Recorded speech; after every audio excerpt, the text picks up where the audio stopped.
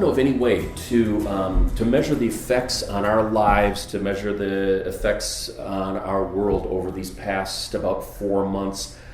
At times, it has seemed like there was this thunderstorm that came, and there were torrential rains and lightning and hail damage and high winds, and it's passed over us, and it's rumbling off to the east, and we're thinking maybe that it's over, and then we hear it rumbling, and all of a sudden we start wondering, is it actually in the west, and is it coming back toward us again? And I don't think we're going to know all of those realities for quite a while. Tens of millions of jobs evaporated, many of them coming back now, thousands of businesses gone, trillions of dollars in investments lost, particularly in those first few weeks, and then largely regained over the next couple of months. School years ended early and memories taken away. Mother's Day without being able to spend time with mom. Father's Day without being able to spend time with our fathers. The same type of thing with those family celebrations with no celebration taking place. Memorial services postponed for family members who have died, and you're aware of that. My assumption is some of you have friends or maybe extended family members that have died over these last few months, and there's been no gathering for it, and people are in these little pockets of trying to make sense of this loss, mourning and grieving a loss that they can't get together and mourn with those who are around them. Most of these things we've had very little control over. But then there are in some ways, the more tragic consequences that I've seen out of this, the ones that are much more under our control, but that we've allowed to happen anyways. Relationships that have gotten severed over how this has been handled, lies that have been repeated, trust that has dissolved, bitterness that has been fostered, walls that get built up. And through all of this, I look and I say, it is Satan who celebrates this.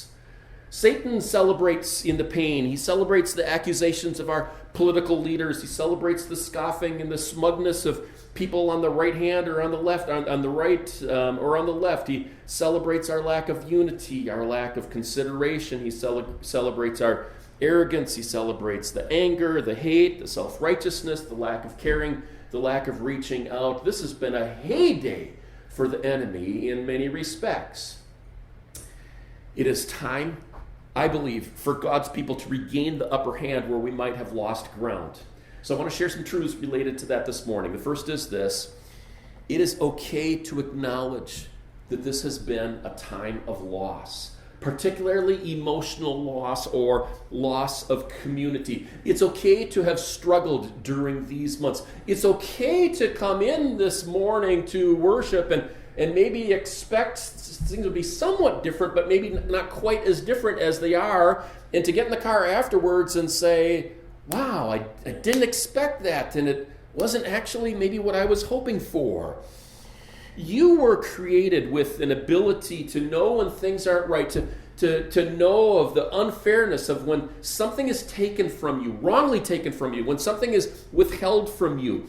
You weren't designed by God for this turmoil, for uncertainty, for this isolation. Even if you're an introvert like I am, you weren't designed to just be isolated from people day after day, week after week, month after month.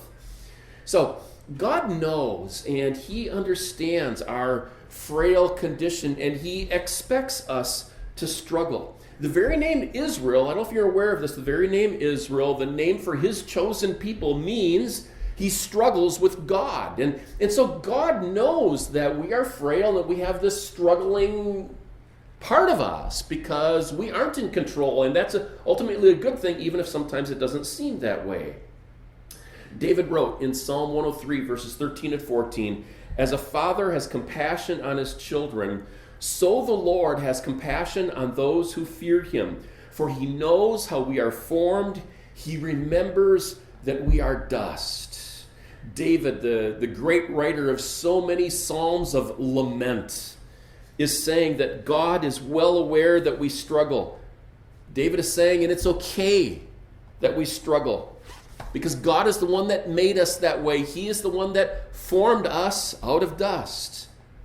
I think that too often as Christians, we think things along these lines. Well, I shouldn't be feeling this way. Shouldn't my faith be stronger? Shouldn't genuine faith like instantaneously and miraculously remove all my negative feelings about a crisis like this? Shouldn't I be able to live in constant victory day after day?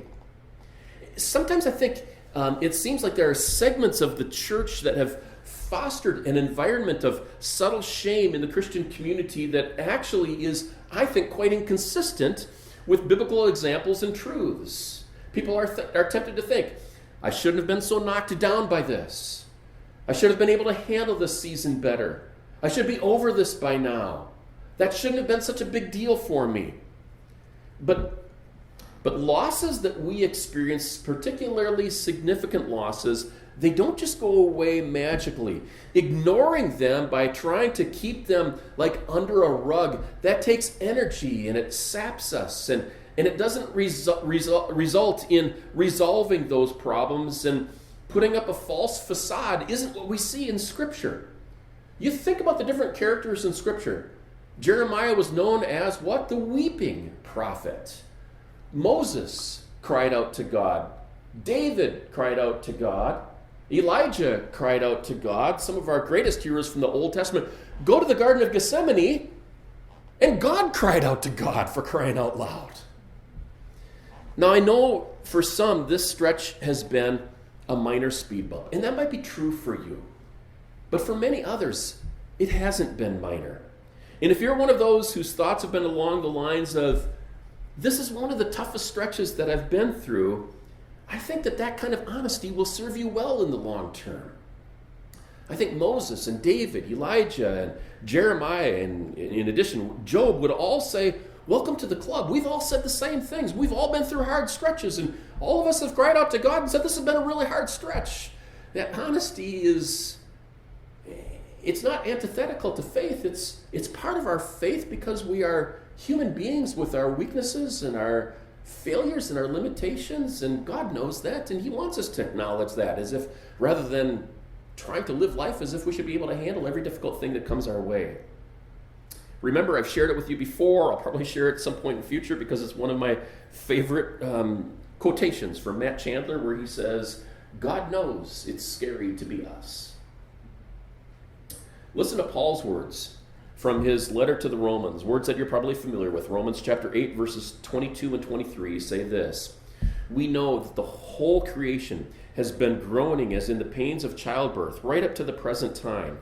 Not only so, but we ourselves who have the first fruits of the Spirit, we groan inwardly as we wait eagerly for our adoption to sonship, the redemption of our bodies. There's a lot of truth in this that we don't have the time to go into today, but here's part of what Paul is saying here. A creation, including human beings, you and me, that has been subject to the decay and devastation of sin is not the original intent of our Creator God. So that creation, including human beings, we groan under the reality, we groan under the burden of the chaos around us that we were never intended by God to have to deal with. The presence of evil, the presence of sin, the presence of disease that sometimes seems overwhelming to us. That doesn't get fully and totally redeemed until Jesus Christ comes again. So, of course, we struggle with the effects of things like this pandemic and the isolation that it has resulted in. Again, you weren't created to deal with the massive fallout of sin in our world. Fallout that we have been able to see very, very clearly and in magnified ways over these past 4 months. So, hear me on this. Faith in Jesus doesn't take it all away yet. Faith in Jesus is there to provide us the strength that we need when we are going through it. So give yourself some grace for having struggled. God gives you that grace. Why do I feel overwhelmed, you might think? Well, maybe because Jesus felt overwhelmed even in the Garden of Gethsemane. So I want to move on, though, to another subtle truth tucked into a few verses that you might be familiar with, okay? In a teaching session that Jesus had with the rich young ruler and the disciples around him, a ruler who was not willing to give up all of his wealth so he could follow after Jesus. In the follow-up to that, this is what Jesus says, or this is what takes place. Mark 10, starting at verse 27, where it says, Jesus looked at them and said, with man this is impossible, but not with God. All things are possible with God. Then Peter spoke up and he said, we have left everything to follow you. Truly I tell you, Jesus replied, no one who has left home or brothers or sisters or mother or father or children or fields for me and the gospel will fail to receive 100 times as much in this present age. Homes, brothers, sisters, mothers, children, and fields, along with, anybody know exactly what the next word is that Jesus uses here? You might not, and that's okay because I had to be reminded of it. Anyone have a guess? Jesus says you're going to get all these things back along with persecutions. And then he continues by saying, and in the age to come, eternal life. Here's what I see Jesus saying. Attached to the circumstances in our lives, attached to the blessings that are going to come our way, including the decisions that we make, even the steps of faith and obedience that we take, there are going to be negative elements even when we are following well. He's giving these disciples advance notice. He's saying, if you follow me completely and wholeheartedly, there are going to be some amazing blessings that you're going to be able to enjoy. And then there's also going to be, at times, persecution. And it's a package deal. Those two go together. You can't have one necessarily without the other. That's what Jesus is saying here. And I'm 100% convinced of this, that in the years to come, when the disciples did experience persecution, they had to have taken courage from the memory of what Jesus said. Hey, they would have said, or they likely would have said, I knew this when I signed up as his followers. I remember his teaching on this. Here's what I really hope that you'll be able to see this morning. Believers are not immune nor exempt from really negative stuff being attached to life's circumstances. So here's my encouragement to you. Pay attention to what is latched onto you from these days of loss. Pay attention to the moments of irritability. Pay attention to the frustrations that surface and perhaps erupt at times. Pay attention to the sadness. Pay attention to the negativity. Pay attention to hopelessness. Pay attention to guilt. As I was writing this week, I've seen some of these in myself as well over these past 4 months, but it was this last one. It was the guilt that has been particularly hard for me at times. I've shared before, my mother is 80, she's now 88 years old. She lives in a care facility down in the Twin Cities because of what we believe is Alzheimer's, and I had the opportunity to go and visit Mom on March 9th, and then the following week everything shut down, including the home where she was staying. There wasn't the opportunity to visit her. One of my brothers did go to visit one day and sat outside the window while Mom was inside. The people who are the directors of the home, they just said, we really encourage you just not to do that. Your mother was so confused by that. It wasn't a helpful thing. It was a negative thing. Calling her on the telephone is no longer an option because Mom at the most can get out about 2 to 3 words at a time before she loses her train of thought. So she only would have been more confused by that. There was virtually nothing that I could do to show my appreciation for my mom and to show her that I cared. But I seemed perfectly set up for the enemy at that time to just heap guilt on my mind. We eventually had the opportunity a few weeks ago to stop and see Mom after the care home where she's at. Said, you can come for a visit, but it has to be outside. And so we stopped to see her on June 14th. And it has been helpful for me to recognize that the circumstances were not under my control, and the tag-along feelings of guilt that go with that were certainly present, but those were not from God. They're what Satan was wanting to heap on my shoulders, and it wasn't fair. And after visiting Mom, I regained a bit of freedom in my heart from that struggle that I had faced in the weeks leading up to that. For the disciples, back to this teaching of Jesus in Mark 10, for the disciples, latched on to the challenging circumstances of following Jesus was going to be opposition from people. It was going to be persecution, perhaps even some physical attacks that might have taken place. Similarly, I think it's healthy for us to say, hey, latched on to this shutdown was a lot of impatience with my spouse. Hey, latched on to this shutdown was irritability with the kids, or maybe with the grandkids if you saw them, or the loss from not being able to spend time with them. Latched onto the shutdown was frustration with coworkers or with a boss, or latched onto the shutdown was feelings approaching despair. Not to excuse those behaviors, but to recognize their origins and to recognize that we aren't necessarily always in control of those temptations that come our way with those negative aspects and attaching them to the hard stretch of life that we find ourselves going through. Acknowledging the residue that has accompanied this stretch can lead us, I believe, to a healthier place of wholeness and healing before God. And where needed, sometimes confession of sin is a step that needs to be taken as well, a step toward our healing. I have one other suggestion that I want to make this morning related to this COVID crisis that we've been through, and that is this. Well, let me explain something first. There is no question that for many people, these 4 months have been among the hardest chapters of their lives. With the isolation, with the economic uncertainty, retirement plans really getting battered in those first few weeks in the stock market, work pressures or loss of work, and the political bickering hasn't helped as well.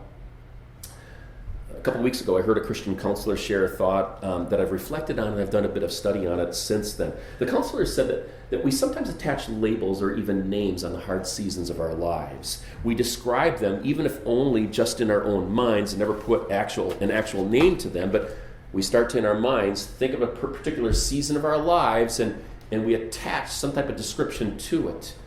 I've shared before, Nancy and I have often said that 1991 was the hardest year of our lives, the hardest year of our married lives. Early in the year, I was dealing with the difficulty. We were pastoring in Brainerd at the time. I was dealing with the difficulty of the pain of a leadership team member who had chosen to leave our church to go to another church in town.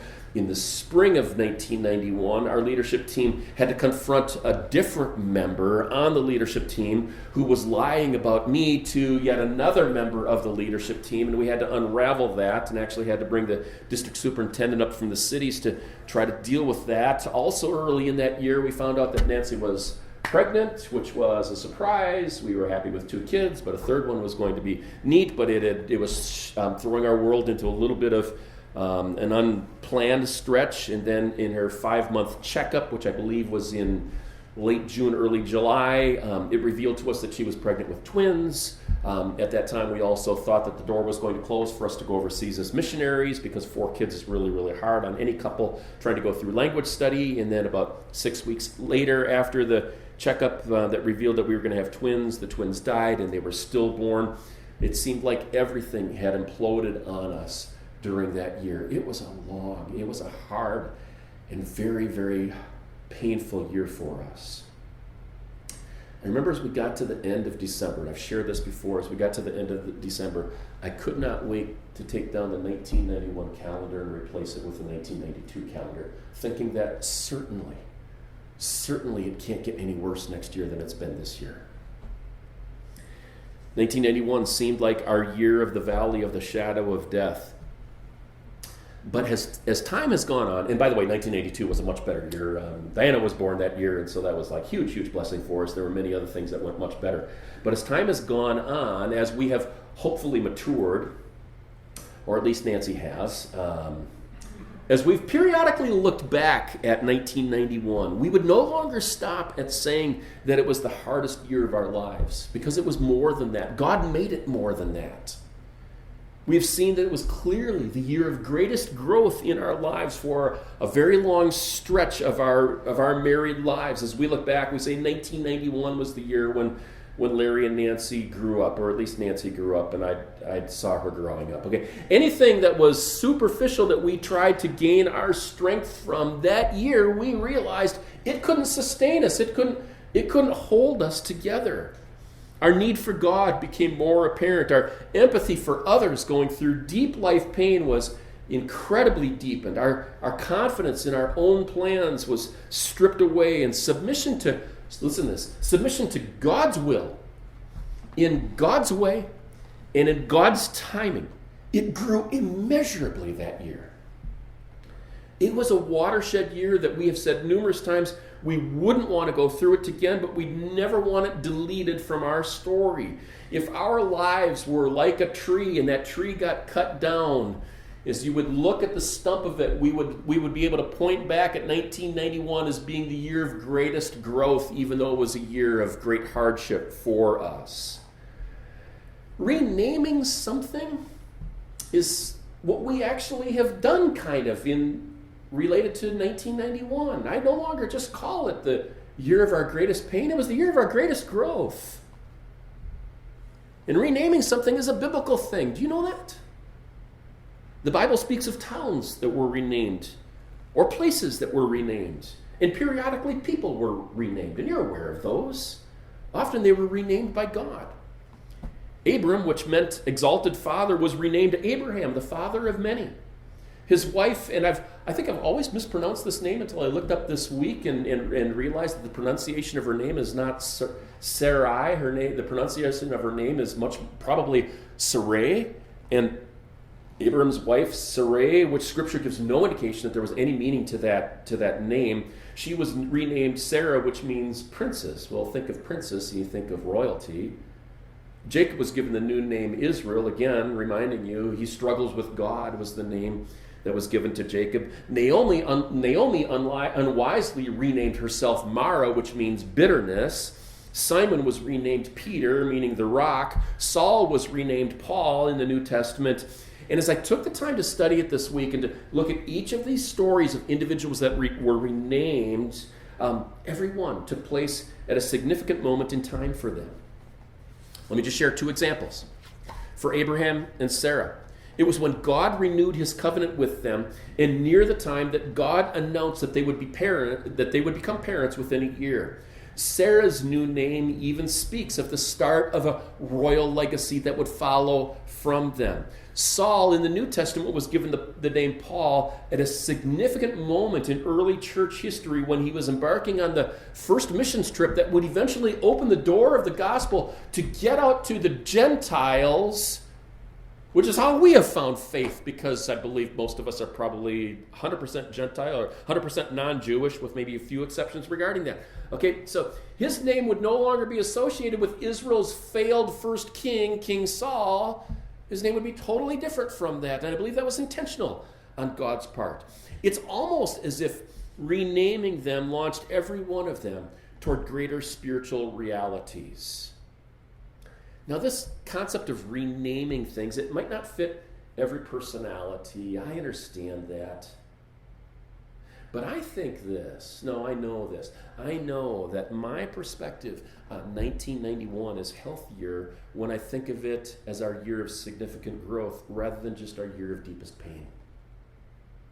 And so for some of you, could I gently suggest that you consider re-looking at these last few months with a goal towards seeing them be renamed or redescribed, or maybe in your mind just relabeled in a way that indicates our expectation for God to do something amazing through them, to do something new in our hearts through the season that we've been through. Rather than look back on it and say those horrible COVID months or the horrible shutdown period, I wonder what it would do if the people of God all throughout the world would look at this and say, and maybe come up with different conclusions about what these months were like. Let me give you a few examples. If we could come to the thought that we look at it and say, those were the months of deepening trust. Or that was our unrushed season. Or those were the dry months when God still proved that he was enough. Or those were my quietest Sabbath days. Or that was the year I discovered the importance of community. Or for me personally, this is probably how I'm going to end up looking at these 3.5 months. That was my season of balanced rest. A friend of mine recently said this: God is always inviting us into his next redemption. God is always inviting us. God is always redeeming. And God is always inviting us into his next redemption, where what took place we look back on and we say, it's okay that it happened. It's okay that we struggled through it. But I am not going to look at that time as the year of my greatest, or the months of my greatest struggle. I'm not going to look at that time as my as my months of greatest frustration or greatest isolation. Instead, I'm going to look back at that the way that Jesus Christ, that God himself would want me to look back at it, and perhaps come to one of the conclusions that we see on the screen.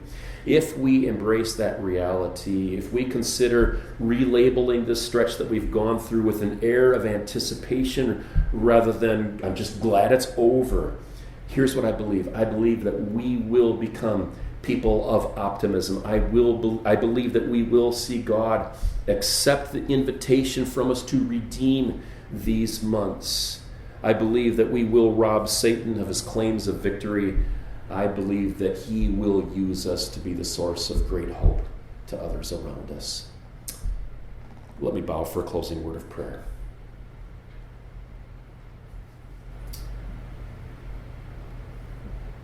You did not create us to be superhuman. You created us as human beings with limitations and the capacity for failure and weakness.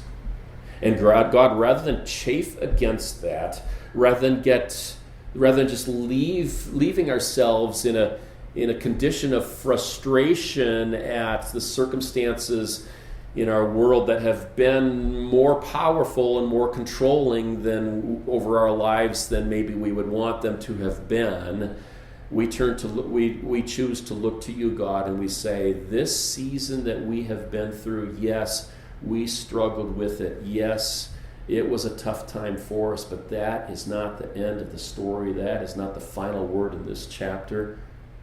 We are going to want you to, we are wanting you to help us see the good that you are going to bring out of it, the good that perhaps you already have been bringing out of it, so that we can look back on these days at some point in the future, God, and say, that's when I doubled down on my commitment to community. That's when I understood what rest was all about. That's when I understood what quietude and solitude before you, what blessings could come out of that.